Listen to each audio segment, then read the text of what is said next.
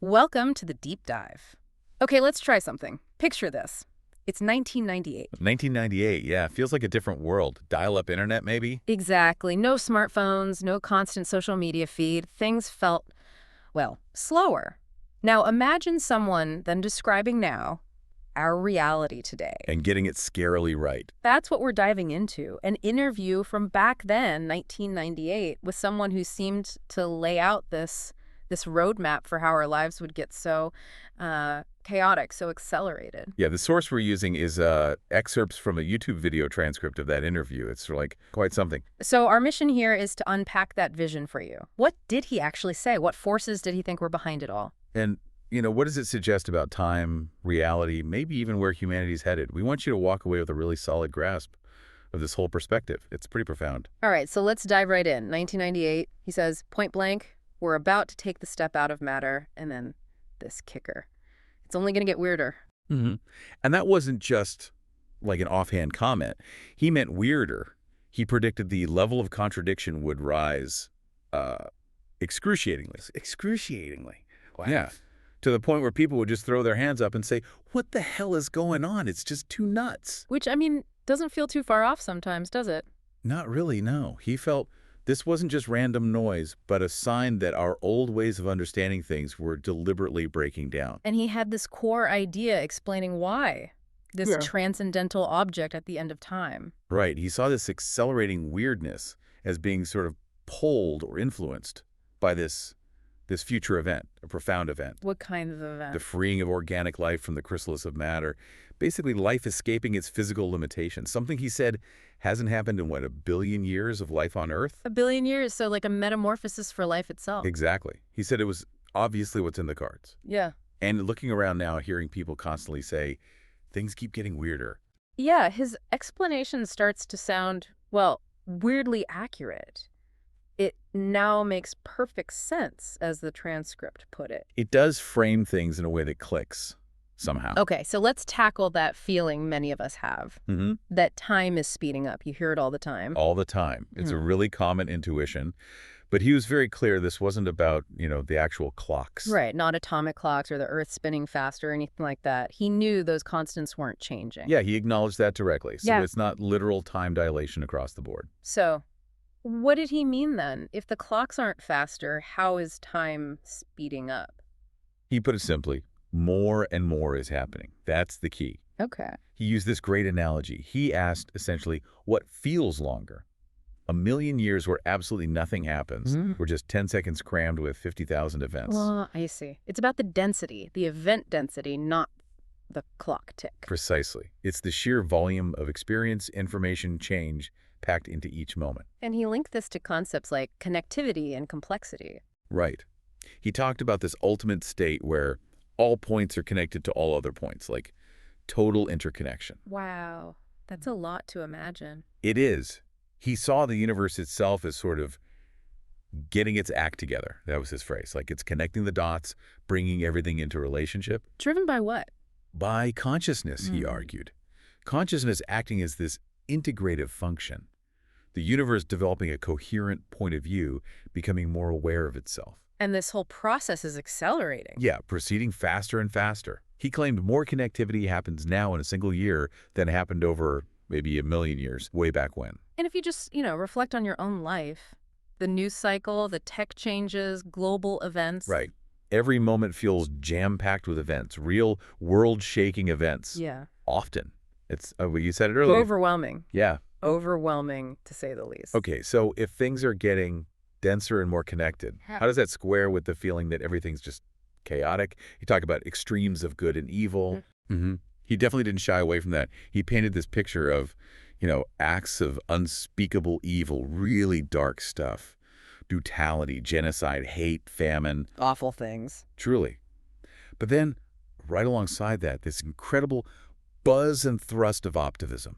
Economic booms, scientific discoveries, better education, life quality improving for many people. So total opposites happening at the same time. Whiplash. Exactly. Stark contrasts. And his concept of novelty wasn't necessarily about things being, good. Right. He said it's not good or nice, it's just complex. Complex. And he argued our existing systems, governments, social structures are just utterly inadequate to handle these huge new forces being unleashed. He mentioned things like the fall of the Soviet bloc, the rise of the internet, things that were massive shifts. Huge shifts. And he basically said, look, these old containers can't hold what's coming out now. Which makes you wonder about us, about humanity. Can we actually handle this pace, this intensity? He acknowledged, we're adaptable, we're primates, we've survived incredible challenges, ice ages, you name it.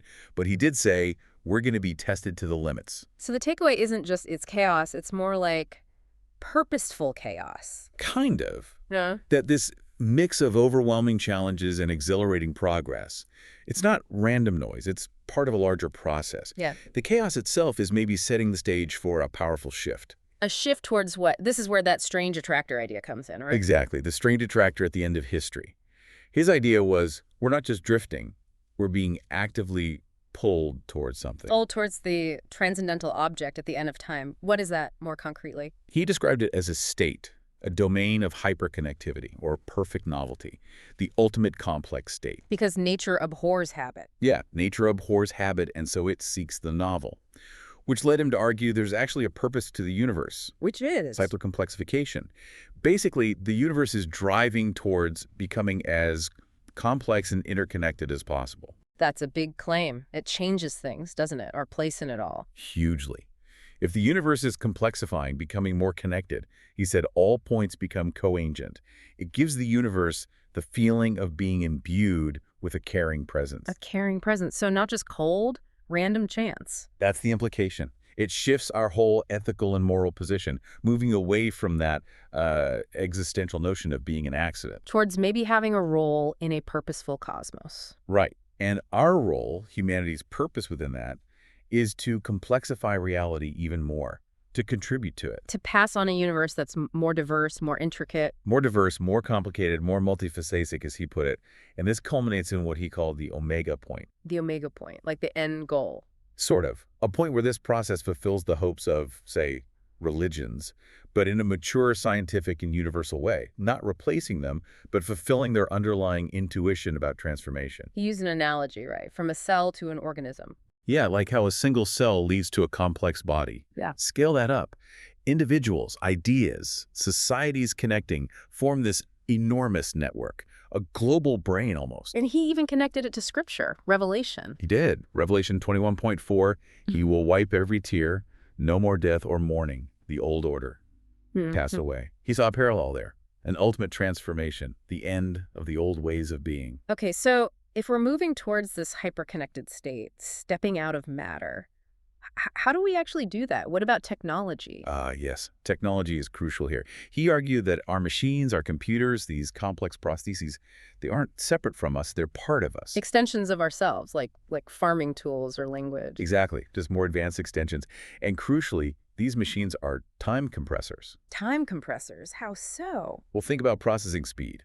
Our brain, in flesh, maybe runs at, what, 100 hertz, he estimated? But imagine downloading your consciousness into a computer running at 800 megahertz. Okay. Suddenly, you could do 800 million more things in this moment than you could in your biological body. Whoa.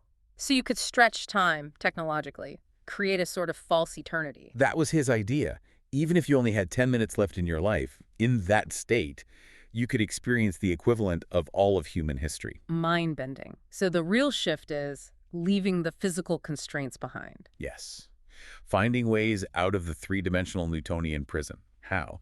By becoming information that is freed from material. Information isn't bound by space and time in the same way. Exactly. We struggle to move even tiny objects at light speed, but we shoot terabytes of information around the globe at light speed every single day. Information is freer. Which brings us right back to his main prediction. The freeing of organic life from the chrysalis of matter, Yeah. that fundamental shift. He saw us as being right in the middle of that transformation. A privileged, maybe slightly terrifying position. And you, listening right now, think about it. Neuralink trying to connect brains to computers. ChatGPT writing poems and code. AI advancing constantly. Where does that trajectory take us in, say, 50 years? Yeah, it can feel unsettling, scary even. But if this is all part of that larger cosmic pull, that complexification, maybe it's meant to feel this way, this intense acceleration. Perhaps. And he took this perspective even further out. to the cosmic scale. Right, the galaxy itself as an organism. Yeah, he suggested the Milky Way is a kind of an organism, a fractal resonance with a cell. How so? Like the structure.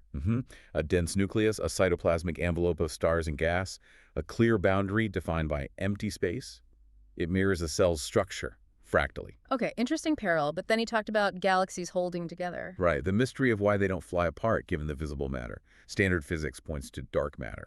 But he proposed another factor. Novelty. Novelty. He literally said, the galaxy stays together because the galaxy wants to be a galaxy.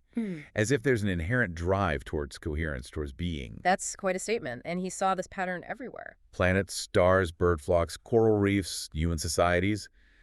This fractal organization, this drive towards complex wholeness. So wrapping this part up, the chaos isn't just random. It's the universe tightening its grip, pulling us towards something new. Towards a breakthrough. Like a storm that feels destructive but ultimately clears the air, allowing something new to emerge. It feels upside down, but maybe there's an order hidden within the mess. And despite the intensity, he believed we could handle it. He seemed to think so. We're built for this. We've survived incredible things before. Ice ages, wars, pandemics. This is a new kind of challenge, yes, but maybe we have the innate resilience for it. The endpoint he saw wasn't dystopian then, not machines taking over. No, not necessarily. He envisioned a world so connected, so alive with collaboration, that the old limits, time, distance, even difference start to melt away. Why? Not because machines replace us, but because we finally wake up to how powerful we are together through that hyperconnectivity. Okay, so that leaves us with a final thought to ponder. If this vision holds any water, if the universe is somehow coordinating a point of view, pushing towards this ultimate connection, the state of being, then the question for you, listening, becomes, what unique perspective, what essential contribution can you, as one individual consciousness, bring to that unfolding awareness right here, right now, in your own life? something to think about.